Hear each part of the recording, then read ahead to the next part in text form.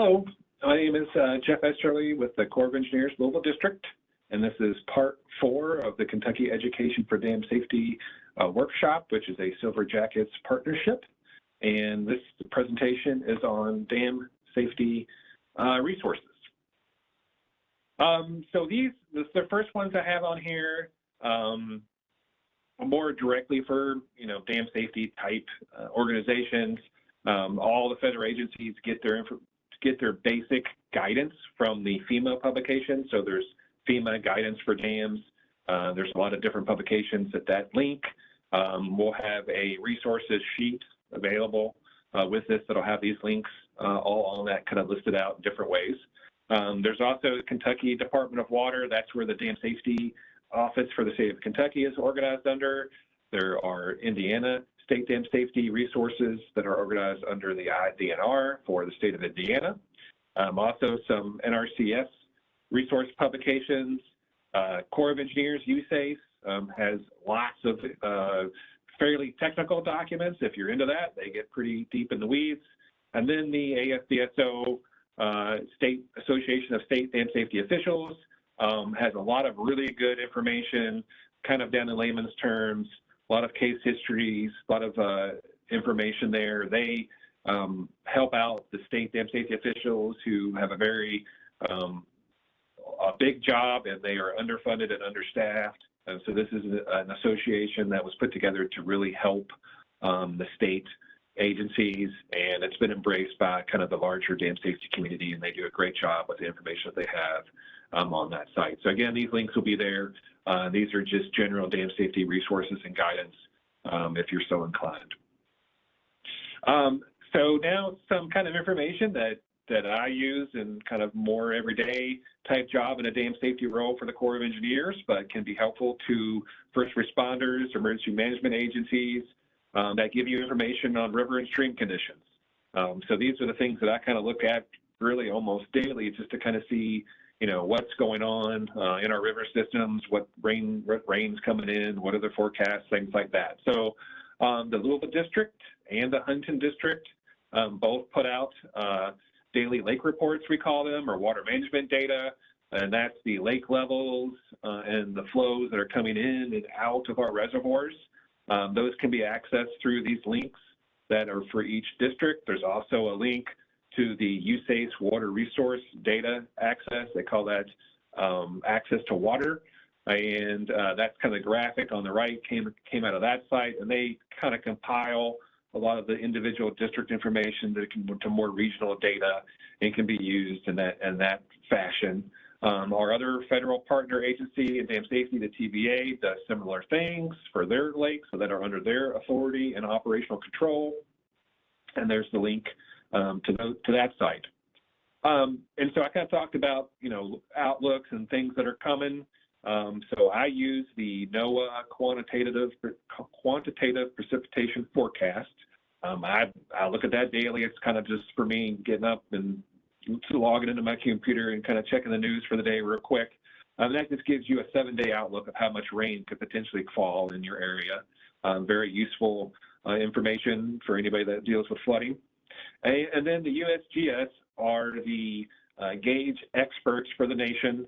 They maintain and repair most of the gauges, stream gauges and lake gauges. The Corps of Engineers, we actually contract with them for our lake gauges and stream gauges immediately downstream upstream for our projects that we use to manage our reservoirs.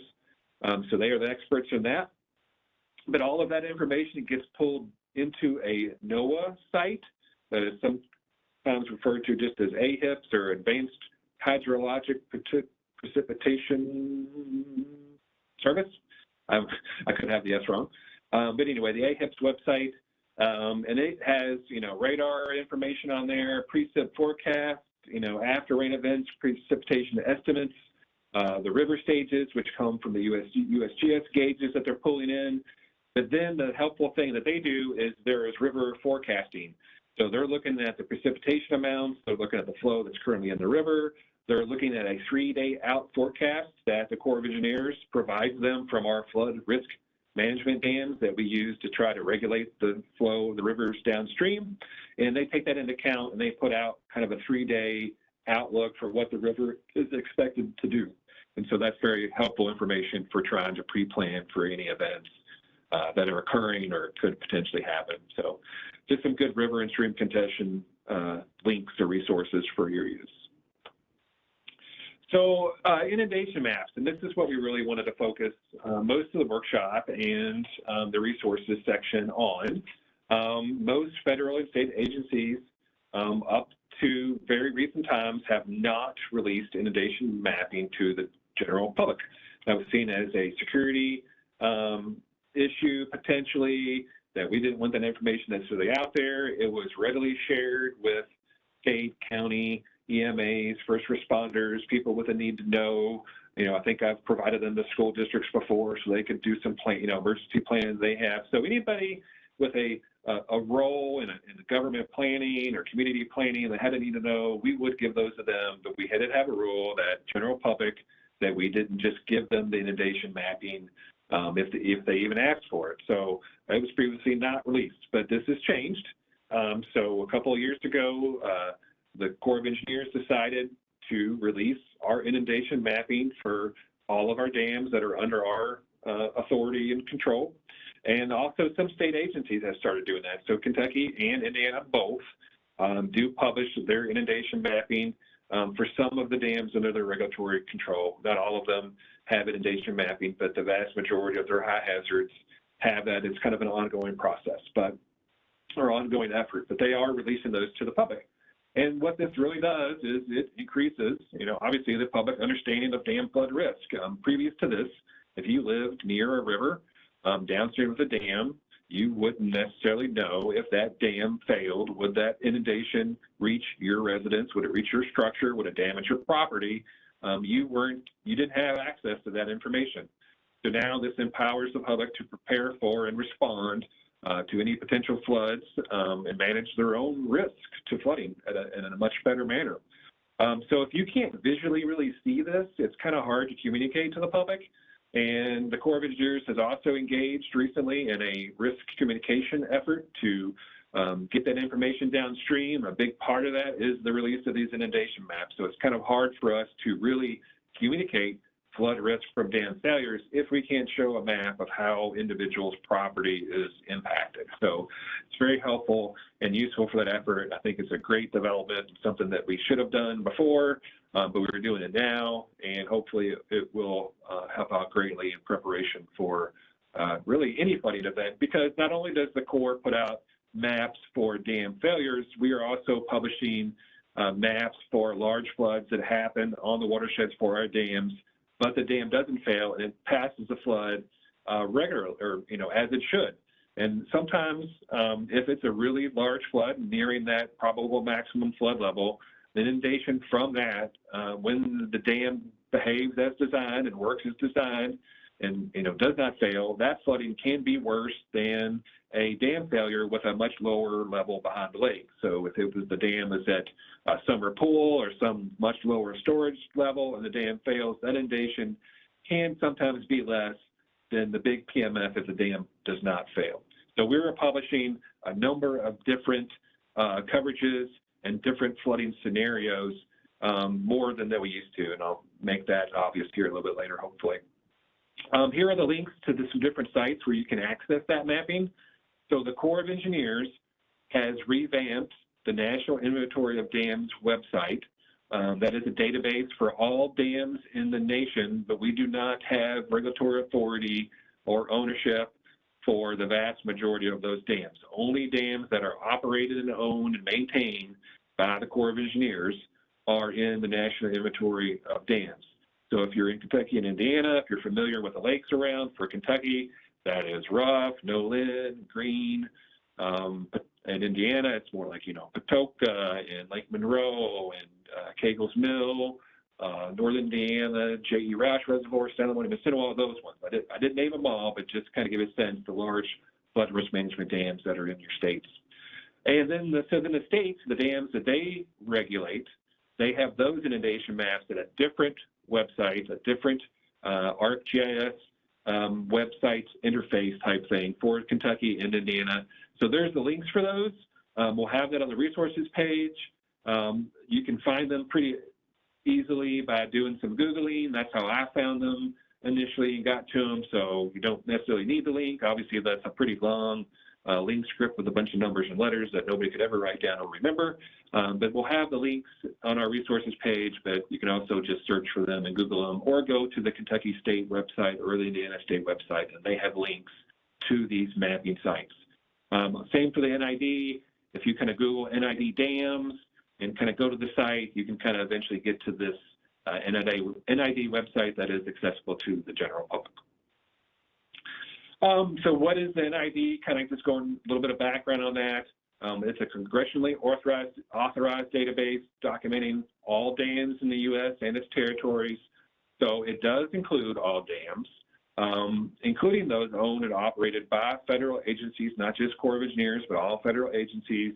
The military, so Army has dams on their facilities, Navy has some dams on their facilities, Air Force, different territories, tribes, local governments.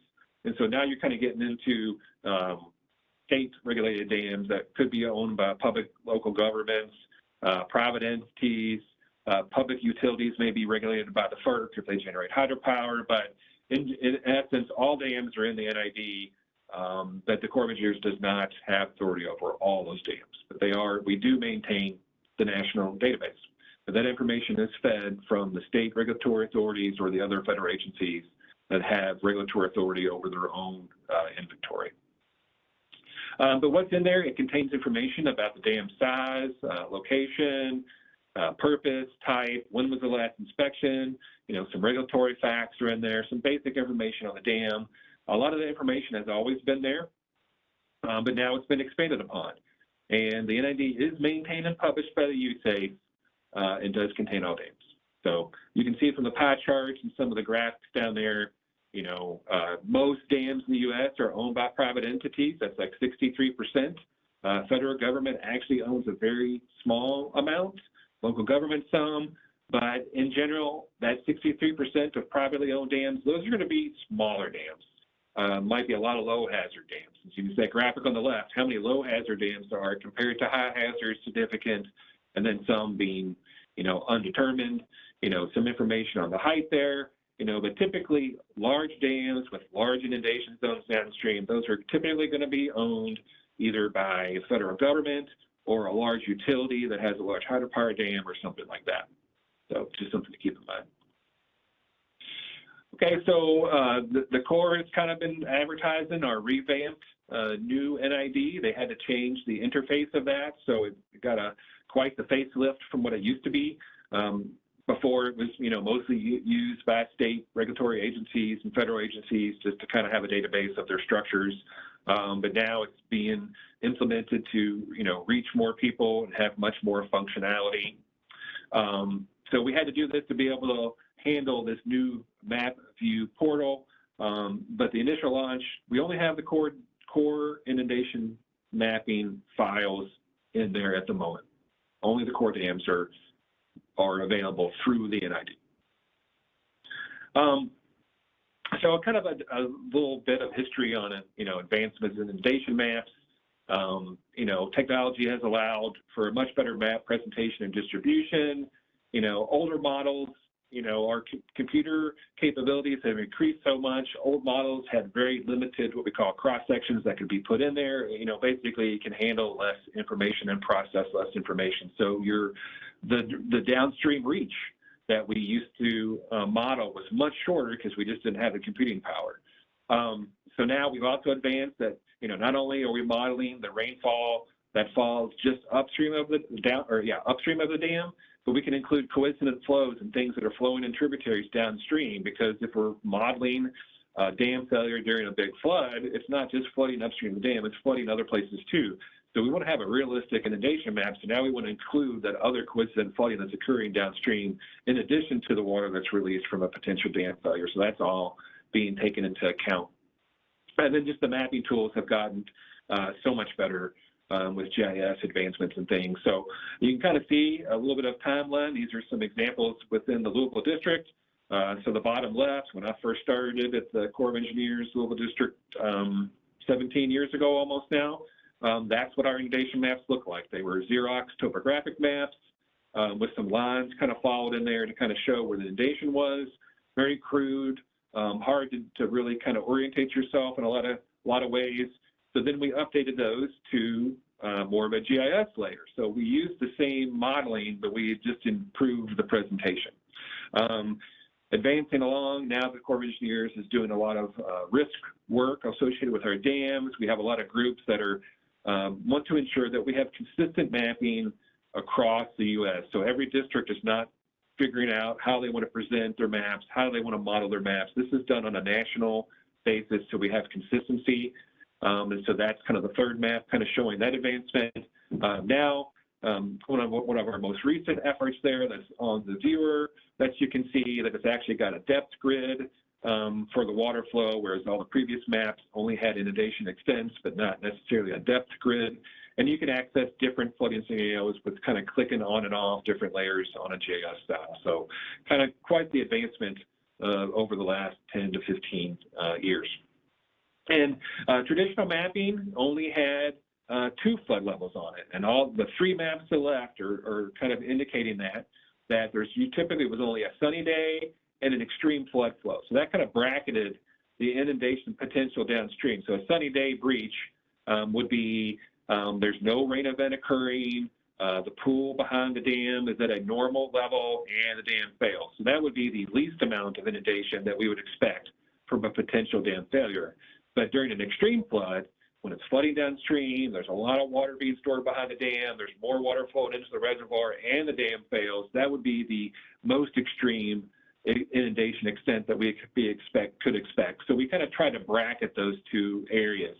But now we're publishing, up to 10 scenarios for every dam.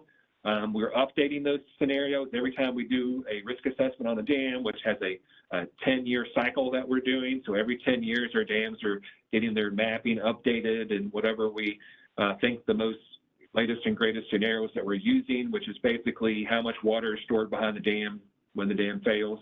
And then we also are including extreme floods with no dam failure. So there's been instances where we had Corps of Engineers dams where we had a very big storm occurring and we were releasing a lot of water through either an uncontrolled spillway or through an outlet works or something, and we were putting a lot more water in the stream than we ever had before, and we didn't have good mapping tools to be able to show us how that was impacting the downstream areas. So now we're actually doing models that do not include a dam failure, but do show some extensive inundation from very large flood events.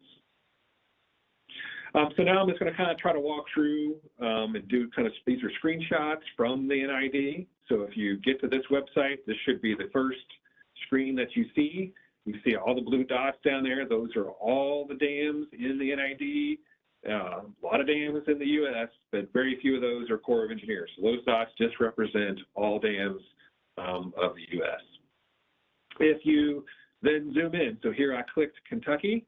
And kind of got that Kentucky outline and kind of zoomed me in. Again, I'm seeing dots for all dams in the NID, but then I kind of click browse these dams. So that's going to bring me up a list of what's in Kentucky. So that, there's 1,087 dams now in Kentucky, but then you can kind of filter those a myriad of different ways to kind of get what you're at. If you know exactly where the dam of interest is and you can just zoom in on the map, you can just click on the dot, you can get to it that way. You can scroll this list, you can search in for a name, other ways to get to a dam of interest that you want. So once you kind of decided on the dam, so this one is an example using Nolin River Dam, which is a Louisville District dam in sort of west central Kentucky. And so this isn't the advanced mapping yet. I'm just kind of showing some of the general information that's in the NID. But there's a new risk tab, and if you click on this risk tab and kind of hit that view button, there's some risk information that's in there that we did not publish prior, but that will give you the current status of the dam and what various flood scenarios are used in inundation mapping. So several maps per dam. I mentioned before they're updated every 10 years, and they're added and changed as we make these official updates. So basic information would be the same, but we may change maybe the flood loading behind the dam. Our models may have improved, so now we think we've got much better information to show flooding extents downstream. Maybe we got some new digital elevation models that improve the model. Different things can happen over time to improve those maps or change them. So then that risk tab, it gives the dam safety action class. It has some verbiage on a summary of, what do we think about this dam at this time? What its status. So Nolan River Dam is a DSAC 3, which puts it in a moderate risk category. So it is in a prioritized list for further study. This dam has not had any decisions to do any remediation on it, but we are in the queue to do some more study. So it kind of goes down and kind of shows you a little bit of that information in that list. If you kind of scroll down a little bit more, it's got this graphic in there, and it has the different flood scenarios. So I talked before, it's got non-breach scenarios and breach scenarios. So the one on the left is trying to show you that there's an intact dam there, the light gray dam symbology, but on the right, under the breach scenarios, it kind of shows a broken dam and things can flow downstream. So this one right there, it's not really showing any loading, but it's got the 5 colored boxes for each one that say normal high, security scenario, top of active storage, intermediate high, and maximum high. So those are the 5 different loadings behind the dam when we run these models, and they're getting increasingly high. But if you just look at the list there, you can see this verbiage, and it'll say intermediate high, breach, or non-breach, and there's a pool elevation associated with that. So during a particular event, if you happen to know the elevation of the lake, which you can get from some of those other resource tabs, you can go there and you can look at it. What's the closest current lake elevation to one of these pools that's been modeled? And then that would be the most appropriate inundation scenario to use during that particular event. So that's one way you can go and look and see what's most appropriate, or you can click through them all. If you're pre-planning things before an event, you can kind of look at them and kind of make some decisions on, which one of these may impact you. And so maybe a dam failure at an Omaha doesn't impact your property, so you don't need to be worried when that warning goes out, but you would maybe be impacted if it failed at the top of active storage. So those, the water levels behind the dam matter greatly in the area inundated downstream. So kind of to emphasize the breach, the non-breach, I think this will scroll through a little bit as I click through. So you're seeing the lake level rise. So this first one is for normal pools. So you can see on the left, the non-breach, there's water being stored behind the dam. On the right, the water's not being stored. The dam has failed. It's flowing downstream. So that's what it's attempting to kind of show you there. I'm not in love with the graphics, but they are helpful to kind of go through the different scenarios.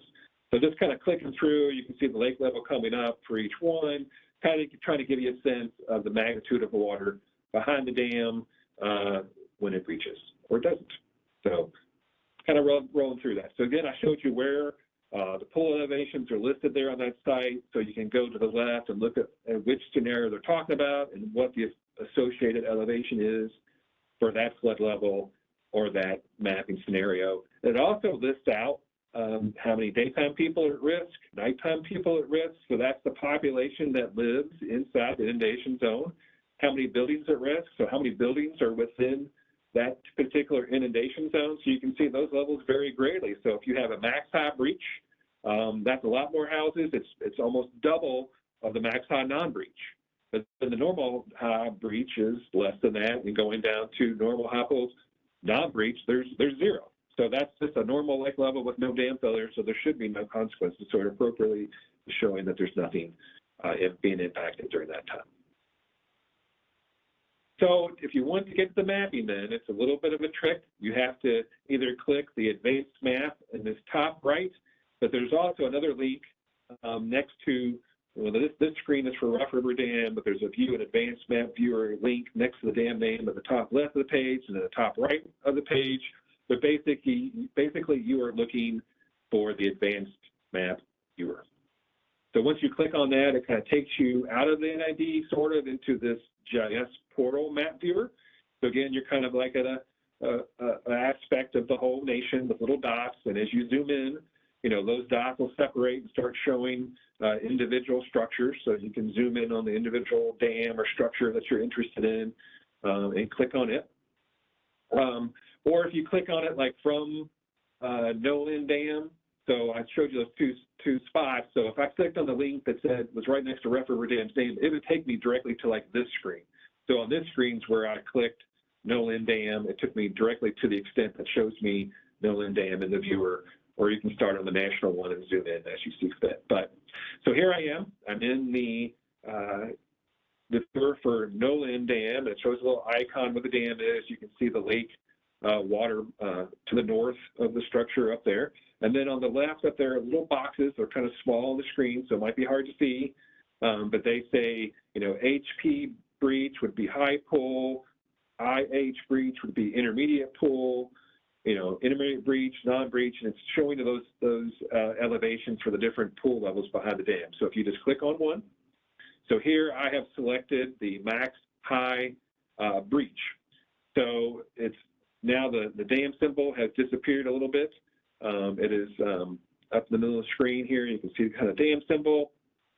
I've clicked on that and it shows the extent. So not only does it show the inundation downstream from a max high breach, it also shows inundation around the reservoir rim.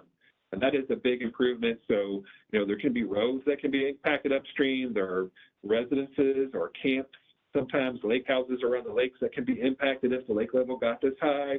So there are roads impacted, which are potential evacuation routes or first responder routes. So this information can be very helpful to residents and first responders to know where that lake water may cover up some very important infrastructure. It could be flooding a wastewater treatment plant or a water intake or something of that nature. So very good information to have for the reservoir as well as the downstream areas.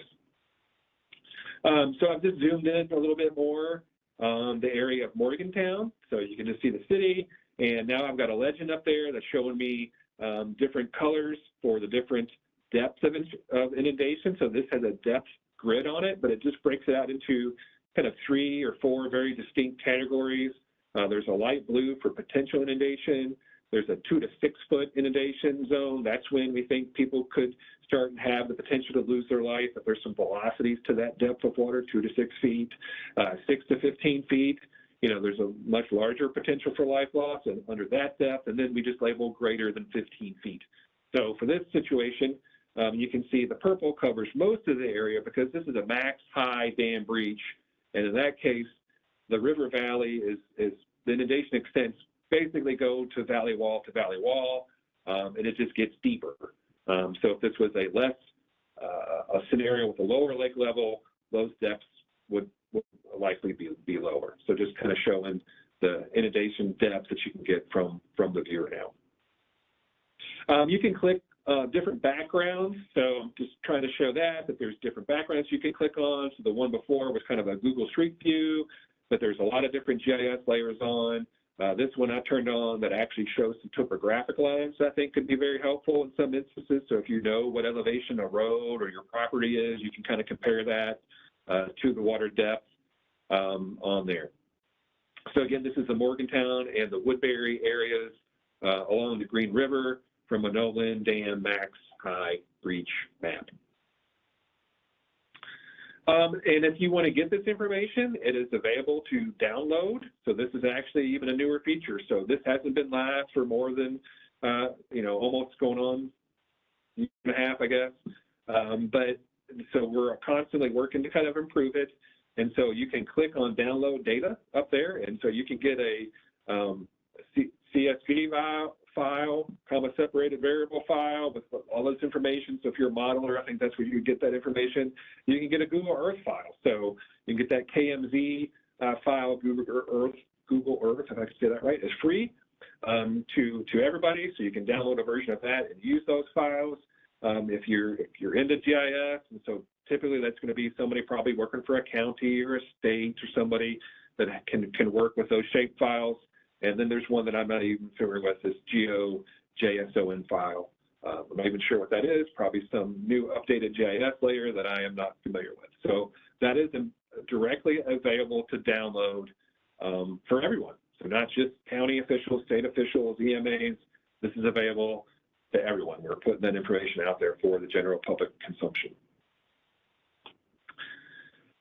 So if you, so this is, now that was NID portal. So that only has the Corps of Engineers dams in that viewer. So if you want to go to a state viewer, that's a different portal. So I've got screenshots for the Kentucky one. I'll go through real quick.